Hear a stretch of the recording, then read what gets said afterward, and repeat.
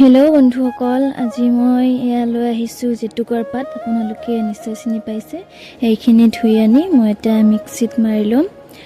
তাৰ লগত মই এল'ভেৰা জেলো দি দিলোঁ। যিহেতু এল'ভেৰা জেল দিলে অকণমান পিছল হ'ব।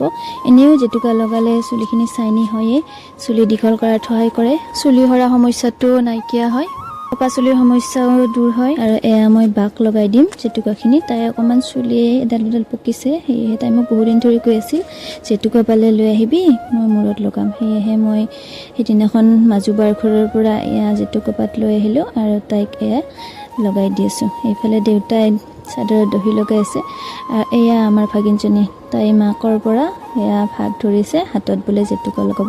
চুলিত বাহিৰেও আমি জেতুকা নখতো লগাব পাৰোঁ, যিহেতু এটা ঔষধি গুণ আছে, প্ৰকৃতিৰ বস্তু যিহেতু। তাতে আমি অসমীয়া, বিহুততো আমি হাতত জেতুকা লগাবই লাগিব।